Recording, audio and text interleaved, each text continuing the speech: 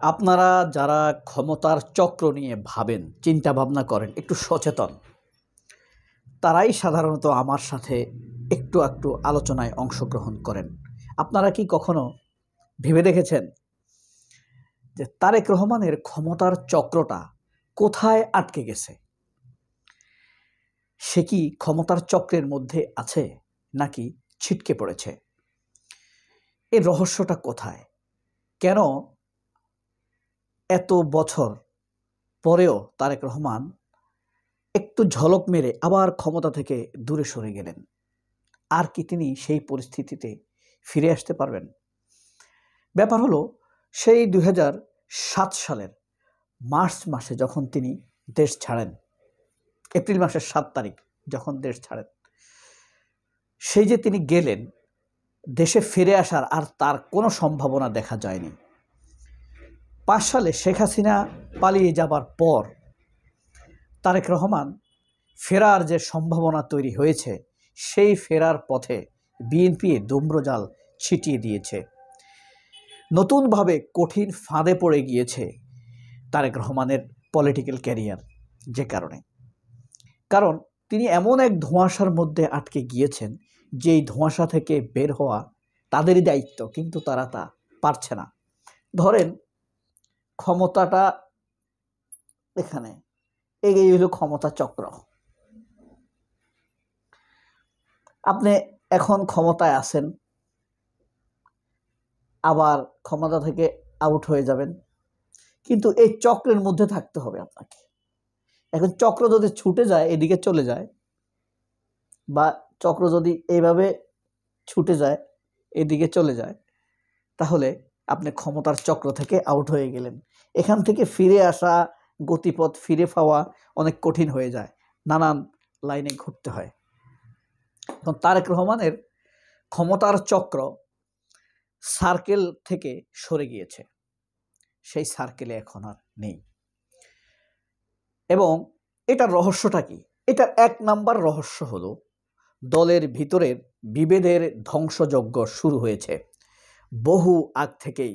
সেই বদরুদ্দোজা চৌধুরী যখন 2004 সালে ক্ষমতা থেকে বিদায় নেন, প্রেসিডেন্ট পদ থেকে বিদায় নেন, তার আগ থেকে এর বীজ বপিত হয়ে গিয়েছে।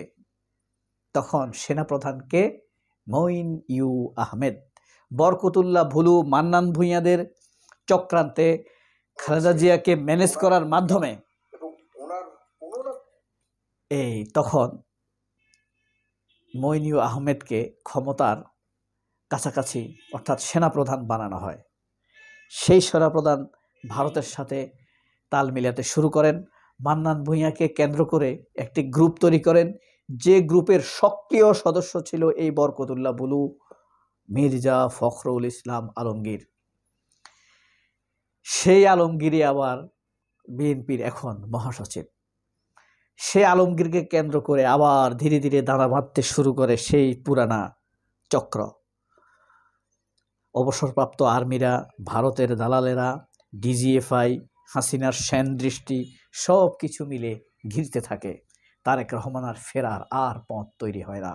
যত আন্দোলন হয় শেখ হাসিনার কুশাসনের, দুঃশাসনের, গুম খুন লুটপাটের বিরুদ্ধে, সব আন্দোলন কুসুম কুসুম আন্দোলনে পরিণত হয়। মির্জা ফখরুল হয়ে ওঠেন বাংলাদেশের অপ্রতিদ্বন্দ্বী, তথাকথিত মিডিয়ার অপ্রতিদ্বন্দ্বী ভদ্র রাজনীতিবিদ। আজকাল খেয়াল করলে দেখবেন মির্জা ফখরুল মেজাজ হারান, ধমক দেন, কারণ মির্জা ফখরুলের সামনে সম্ভাবনা ক্ষীণ হয়ে এসেছে। মির্জা ফখরুলের এই ক্ষমতার চক্রের মধ্যে, তারেক রহমানের ক্ষমতার চক্রের মধ্যে চক্রান্ত শুরু হয়েছে। আর এই চক্রান্তের বিভেদের 3টি প্রধান কুঠি হলো এই সালাউদ্দিন আহমেদ, আমির খসরু, মির্জা ফখরুল। 3 জনই ভারতপন্থী, অথচ 3 জনের মধ্যেই বিভেদ। কি ভয়ঙ্কর ব্যাপার! আবার বিএনপির ভিতরে ইসলামপন্থী আছে, তারাও ভারতপন্থী। যারা বিএনপির ভিতরের ভারত বিরোধী, তারাও ভারতপন্থী। অর্থাৎ ভারত বিরোধিতাকারী ভারতপন্থী। ভারত কয়েকটা উইংসে কাজ করে। তখন ধরেন মির্জা ফখরুল বিকল হয়ে গেল, মির্জা ফখরুলকে আর মানুষ বিশ্বাস করছে না, তখন আনবে যারা ভারতের বিরোধিতা করত, এমন একজনকে সামনে আনবে, সেও ভারতপন্থী। তাকে তো আমরা এখন বিশ্বাস করি, সে ভারতের বিরুদ্ধে বলতো। বাংলাদেশের রাজনীতি মাহমুদুর রহমান, প্রখ্যাত সম্পাদক, বাংলাদেশের নিরাপত্তা বিশ্লেষক মাহমুদুর রহমান, ডক্টর মাহমুদুর রহমান গত 3 ডিসেম্বর একটি বক্তব্য দিয়েছেন যে ফ্যাসিবাদ আর হয়তো ফিরবে না, কিন্তু বাংলাদেশের রাজনীতি ভারত নির্ভর হয়ে যেতে পারে। এই লোক এমনি এই কথা বলে নাই। হ্যাঁ, এই চক্রের চক্রান্তে জিয়া পরিবারকে মাইনাস করতে হবে। আবার জিয়া পরিবারকে হেয় করার জন্য এই জিয়া পরিবারের এই মাইনাসকে শেখ হাসিনার সাথে তুলনা করতে হবে, অথচ শেখ হাসিনা গেছে পালিয়ে। সেটার জন্য আবার নিকোলেরা নিয়োজিত। নিকোলদেরকে কারা নিয়োজিত করেছে? ধরেন সীমান্তে ডিসেম্বরের 2 তারিখ বাংলাদেশের সীমান্তে 2 জন বাংলাদেশিকে হত্যা করে ভারতীয়রা, ভারতের বিএসএফ ফানিতে ডোবায় ফেলে দিয়েছে।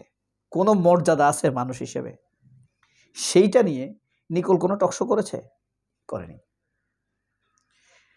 সেইটা নিয়ে বাংলাদেশের অভিনয় শিল্পীরা, সাংস্কৃতিক কর্মীরা কোনো ফেসবুকে পোস্ট দিয়েছে? দেয়নি। কিন্তু একটি কুকুরের 8টি বাচ্চা মারা গিয়েছে পঞ্চগড় বা এইদিকে, সেটা নিয়ে তাদের টেনশন, দরদ আমাকে আপ্লুত করে দিয়েছে। আরে কি দরদ! কুত্তার জন্য মনে হয় যেন কুত্তার দরদ। যাই হোক, এই যে দেখেন তারেক রহমান ফিরবে ফিরবে করে 7বার সময় দিয়েছে, 7বার, 8ম বার ফেল করছে। 9মবারের প্রতিশ্রুতি হলো সময় মতো আসবেন। অনেকে বলে তারেক রহমান যখন ওই যে দেশ ছাড়েন, আমার ব্যাপারটা কেমন জানি এখন পর্যন্ত লাগছে, শতভাগ বিশ্বাস না হলে, প্রমাণ না থাকলে বলা যায় না। তারেক রহমান যখন দেশ ছাড়েন 2007-এ, তখন তিনি মুসলেকা দিয়েছেন আমি আর দেশে ফিরব না।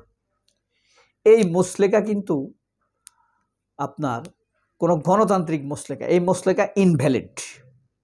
তারপরও তারেক রহমান ফিরছেন না। গণতান্ত্রিক সমাজে এই মুসলেকা চলে। আপনি যদি বড় কোনো কর্পোরেট জব করেন, অনেক সময় আপনাদের সাথে ডিড কন্ট্যাক্ট হয় না যে 2 বছর এখানে চাকরি করতেই হবে। এসবের কোনো ভ্যালু নেই।